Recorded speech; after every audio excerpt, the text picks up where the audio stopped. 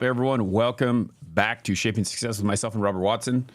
Soon to be something different. We've been talking about this for a while now, so we're almost there. I think we have to look a little bit more into it, but we are looking for a new name to rename this podcast. This one is brought to you by Shea Bros. I did not put the ad up this time because it's funny how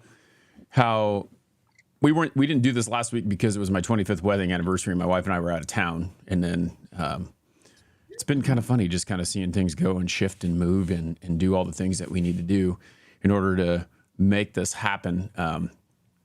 I have done my first live in-person podcast in here for Shaping Success Treasure Valley, which has been kind of fun, but it's interesting to see the things change, and pretty excited to go for that. We talked about your book. We're going to have to start going through those chapters here. I need to get some time to read the new chapters, but Robert has rewritten or added something to the book, and we'll go through that a little bit to Ars Victorious. But the shift, and change the name, and change the name of the book. Got rid of Ars Victorious. Now it's just what makes life better, which is what Ars Victorious kind of means, right? it's the art of victory, right? Right. And it's basically the way you do strategic trial and error. But the fact is, the Latin really threw people off. So I'm just going to go with what makes life better. Yep. Yeah, which is kind of the tagline for what Art of the Victor is. So very cool. Yeah. Very cool. So, Robert, what is going on this week? What do you have? There's a lot going on in the world, which is interesting. Trying to figure out how people navigate this world when certain things like that happen, but you have to keep moving forward, and we don't see it, but we hear about it, right? Oh, we do all the time. It's always funny. I was laughing because remember you and I were talking about somehow we were know-nothings, didn't know anything, were nobodies. Yep. And the Gallup poll comes out and says Americans are missing more math skills. 43% of U.S. adults say they have learned more math, should have learned more math in middle or high school. Yeah. So you're right. The education system's perfect. We're good. I still remember sitting there talking about it and like how, we're never going to use that, I'll use a calculator, this and that, blah, blah, blah, blah, blah. But even though the calculator is there on your phone every single time, you got to know how to do the math to make it happen. It's exactly correct. And that's been one of the struggles is, the idea that you're missing basic logic skills. Yeah. And you're missing curiosity. And I guess the biggest struggle for people with all the events that are going on in life is what to believe when they see something, right? What do they believe? Gallup poll that says 43% of Americans, do they believe that Israel is actually, winning or losing? Is Iran is winning or losing? Did you believe what those strikes are? What do you believe when you watch TV? What do you believe when you see an article? I mean, is there any substance to anything? Or are we just supposed to look at everything, suspect? And you and I talk about peer review all the time, and there's a reason for peer review, and it's because your peers have reviewed it. Yeah. It's pretty amazing to me. There's a lot of things going on where it's just like you said, trying to find the reality of the whole situation. It's pretty apparent that there's different sides of this whole equation. One side is really good at telling a lie. One side is, they're both really good at lying. That's all there is to it. Like the lie is just like, what's the lie about, right? What are we lying about today? And how do we do it? But you never see the truth of what's actually going on. Is Los Angeles burning down? No. But are they burning stuff in the street? Yes. Is it one spot? Yes. Could it have been avoided? Yes. Are there all kinds of things that are going on? And then you hear, let's send in the National Guard. This is what's happening. Let's do this. This is what's happening. And then, no, you don't need to send that in. And then next thing you know, we should have sent it in. And it's just like, what do you believe anymore? What can you believe? What is real? Well, and that's everybody's talking a side or a position, right? Right. The old analogy was, when I grew up, was the media, not saying it wasn't misled. I'm just saying that a lot of the time the media was actually trying to get at the truth of something. Like, for example, I used to laugh, and I used to do this for classes when I taught, as I said, I want you to understand what gravity is. And then I dropped the pen, and I said, that's gravity. I said, most physical properties we can measure, we can predict. within the human affairs, it gets a little bit more interesting. Okay, it's a whole lot less certain, right? You can't predict what one person does, can't predict the other, and stories are just what they are. They're stories, right? They're narratives, and the reality is, media used to try to get to a truth, to a gravity type answer. Uh-huh. Media doesn't care about that anymore. Yeah. Now they just want to talk aside. Yeah. Yeah, that's that. And we've talked about this. It's been a while, but we talked about objectivity and like it's that reporter. Like when I used to think about like what a reporter was, it was like they're going in there and they're trying to find, just like you said, the truth of the situation. I see them sitting there in their brown trench coat with their round hat on, and they're going out and they're sleuthing, they're looking, they're trying to figure out, well, this happened on this side, this happened on this side, trying to expose the truth of what happened. And now they just expose the truth of what they want to see. Just like you said, like they're trying to figure out what side am I on and how can I argue for that? And it's almost like you have to watch two different news places to figure out what it is, because one is the argument for and one is the argument against, but they're not coming together. And it's insane to me. Yeah, and it's become so predominant that, for example, and social media magnifies it another degree because there isn't any guardrails. Right. So now on social media, you'll see people putting out commercials for news, NOOSNAD supplements, and they're everywhere, right? And it's like, well, these will change you in 30 days. Your face will look different. I mean, folks, really? Yeah. Do you think NAD? I have no idea what the formula is. And there is one good thing about having pharmaceutical grade supplements, because you know what's in them. And that's what you're trying to do. Everything in this is trying to get to the truth of something. And there's so much promotion and so much hyperbole out there that it's very hard. And so you end up triangulating everything, right? Okay, is NAD good for you? Well, yeah. Right. But is that formulation any good? I have no idea who these people are Yep. and who their formulation is. So now what am I doing? I go over to Amazon and I look. There are 29,000, not in this case of this, but if I go look at something, there's 29,000 people that have made a comment on something, and the comments are basically 5-star. I'm looking at it going, okay, I'll give it a shot. Now, do I believe the 29,000 people? No, but 29,000 people at least commented. So at least I've got something to work with. Right. And that's one of the challenges we feel like we have is who's the referee? If you play a game of, you have umpires in baseball, referees in football. Why? To keep the rules of the game. Yeah. Now, it doesn't mean the game turns out perfect. We know that. Yep. But guess what? With those referees and those umpires, what happens? We get a fairly fair game. Someone's the judge. Yeah. We know how to get it settled. I mean, it's the old joke about, strike zones for an umpire, right? Right. All we wanted the umpire to be is consistent. We didn't give a crap where the strike zone was. We just wanted him to call every time in the same strike zone. We're like, cool. So if he's a little inside, a little outside, we don't care. We can adjust, right?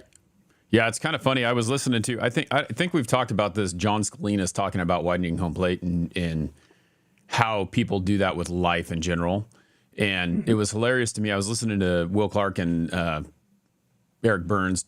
Well, their show called Deuces Wild, which we all know I'm a big Will Clark fan, and Will wasn't there, but they had Eric Grilly on there, who was a pitcher for a bunch of different teams, and he was talking about how I don't think it might his first name might not be Eric. It's Grilly though. It's Grille.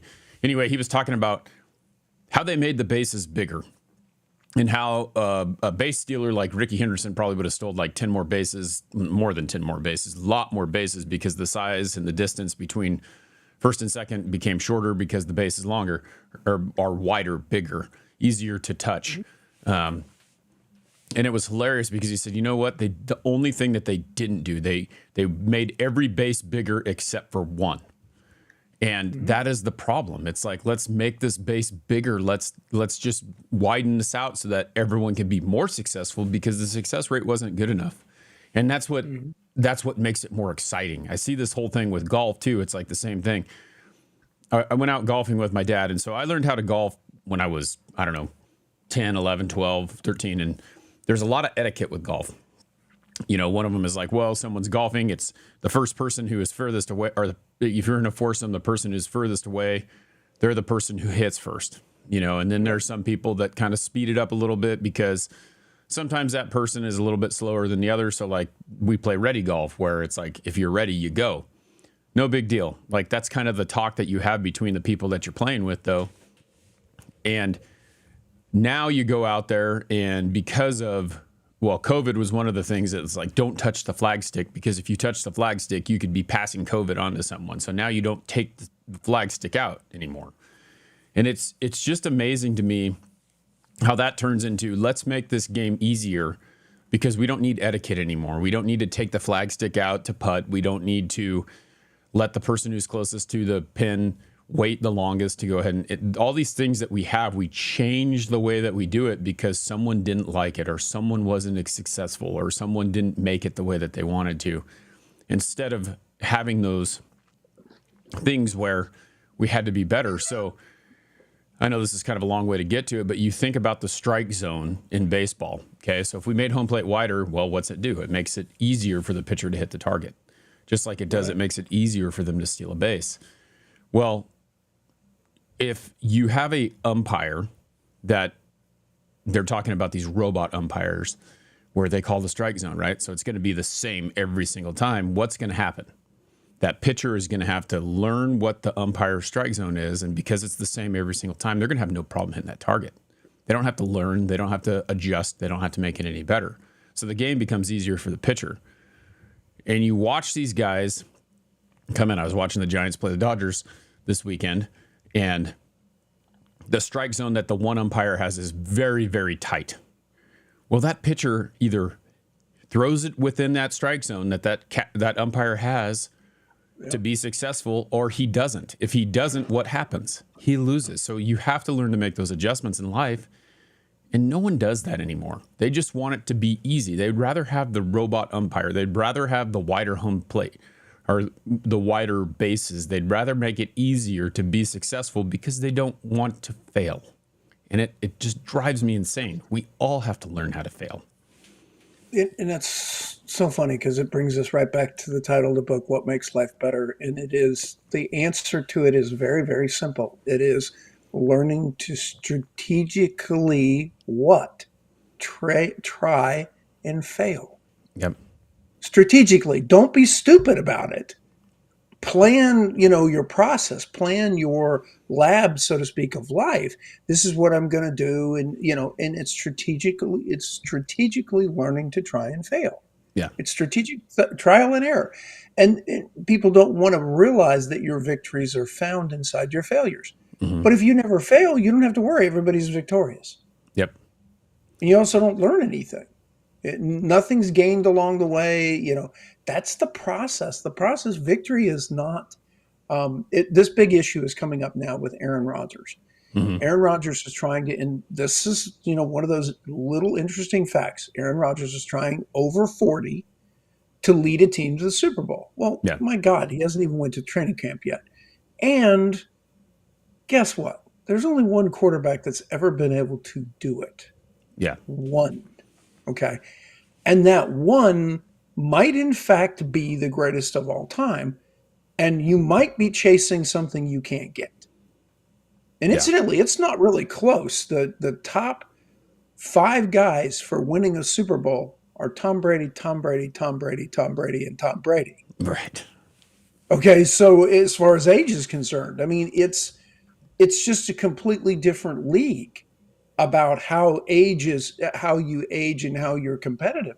And so he's trying to get in there and he's trying to do something different. I admire the hell out of him for trying. Yeah. But I'm going to tell him the odds are stacked really heavily against him. Yeah. I mean, I think it's cool that he's trying to do that, but I also think it's bullshit in the same amount because,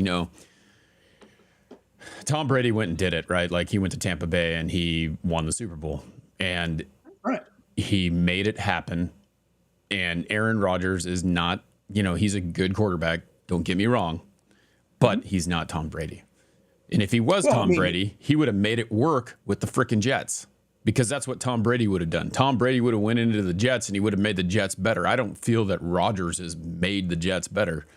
And now you stack him on the Steelers, which we got Nikki in here from Pennsylvania. I think she's a pretty big Steelers fan. And it's like, let's go ahead and dump this guy in there who is old, who is just trying to win a Super Bowl, which everyone wants to do, and changing the parameters of the way that you have to do it. It's, I don't know. It's, anyway, that's off on the other tangent.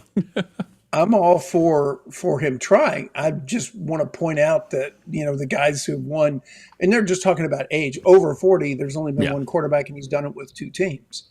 Done it with the Patriots and the Tampa Bay Buccaneers. So it's not like it's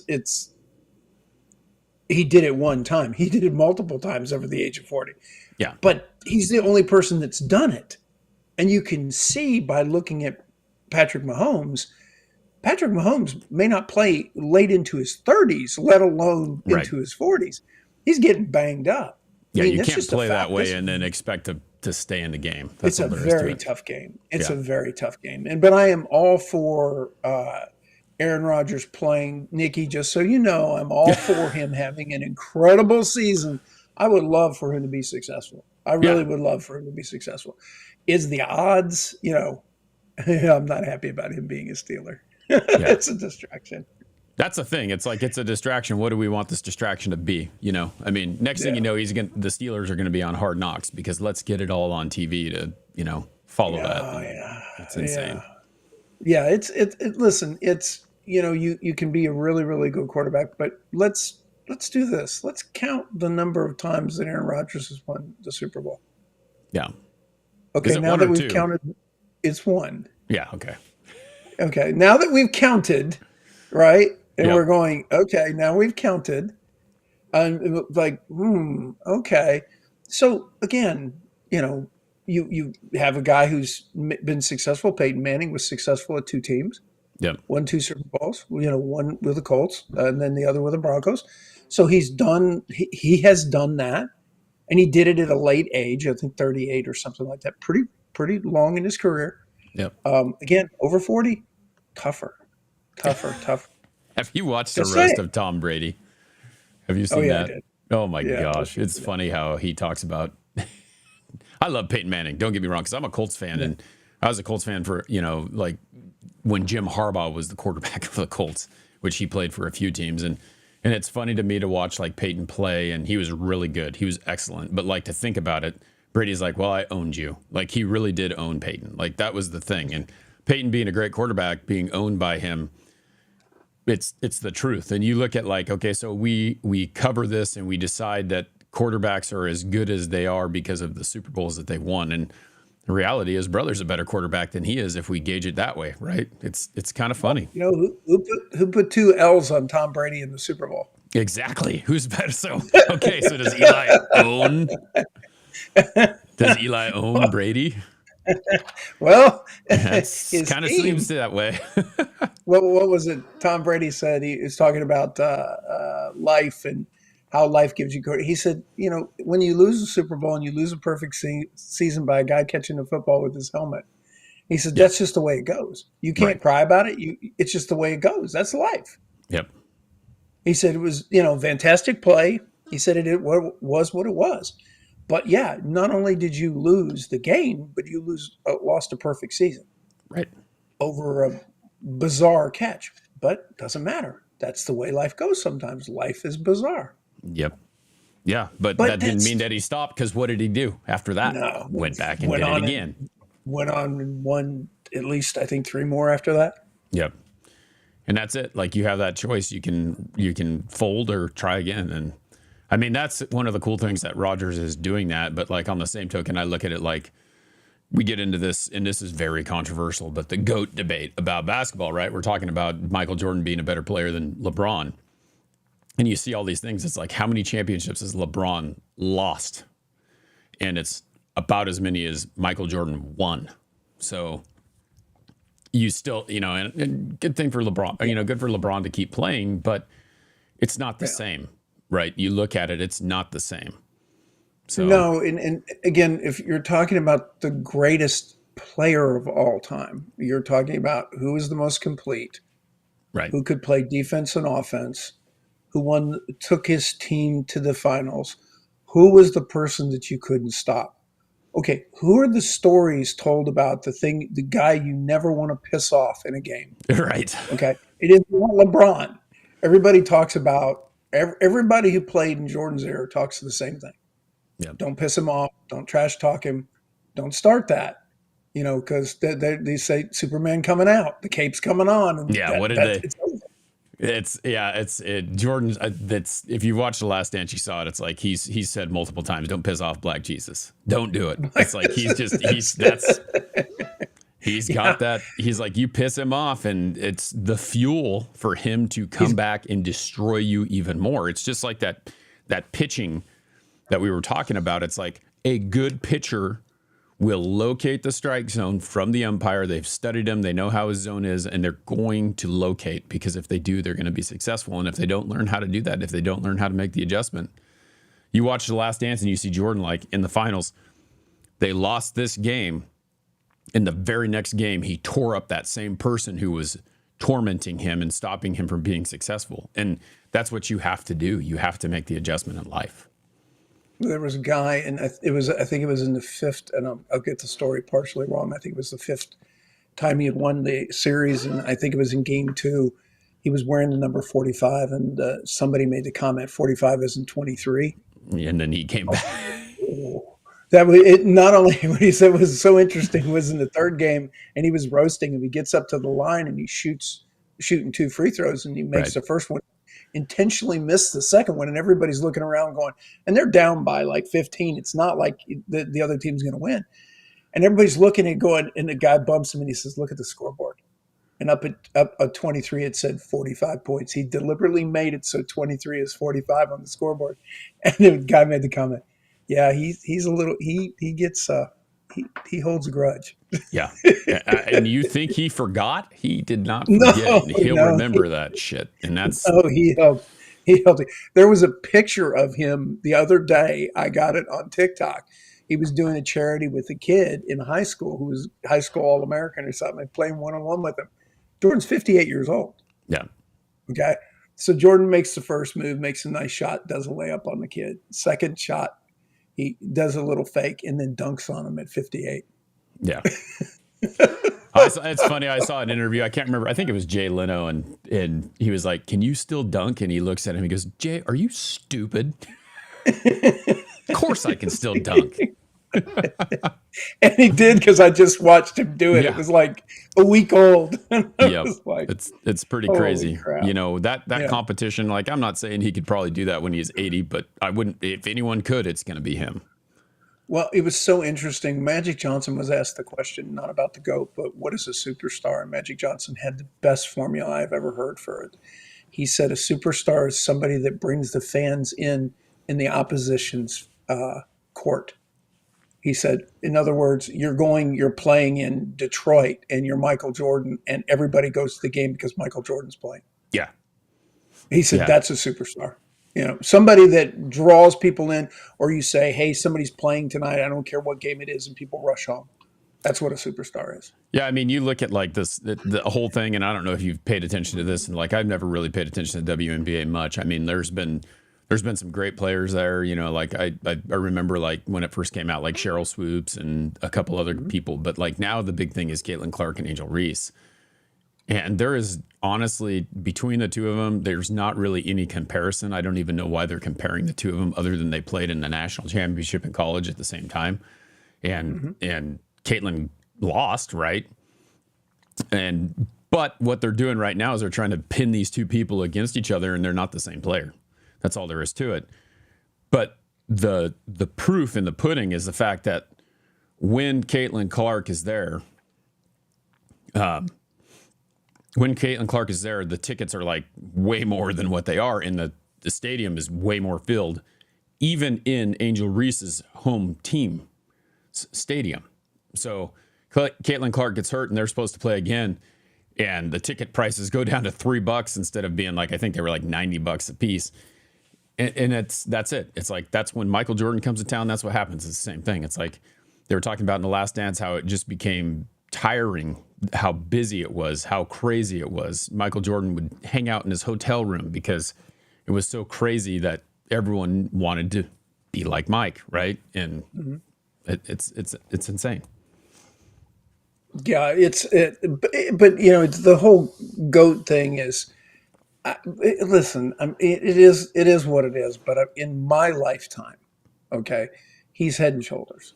Yeah. In my lifetime, Tom Brady is head and shoulders better quarterback than anybody I've ever seen.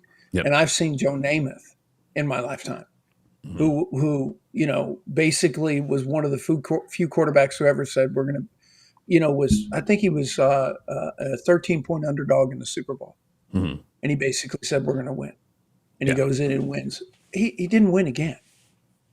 Okay, but he did on that day. I mean, so I've seen a lot of good Joe Montana, Yeah. Montana. fantastic quarterback, right? Fantastic guy. Terry Bradshaw, I watched him, fantastic quarterback. Again, very very good quarterback. Tom Brady's just a different critter as far as his ability to control a game. I would be very interested to have Joe Montana and Tom Brady in the same room doing an interview together because growing up as a kid, Joe Montana was the guy, right? Like he was my favorite quarterback of all time. And I talk about Jim Harbaugh a little bit because you watch him play and the competitiveness and how he coaches and this and that. But like Montana was a killer. That's what it takes. Like Tom Brady was a killer. That was his thing. Like he wanted to see you fail. He wanted, just like Michael Jordan, like that's the thing. There's this point where they're so competitive that no matter what they're going to do, they're going to do everything they can to beat you. And I see this clip all the time about Joe Montana talking about how they wanted him to, when Steve Young came in and started, they wanted Montana to be Steve Young's backup. And he's like, screw you. I'm not going to be a backup. Trade me. So they trade him to the Chiefs. And what does he do? I don't think he lost to the second season he lost in the playoffs, but like he made that team better. Yeah.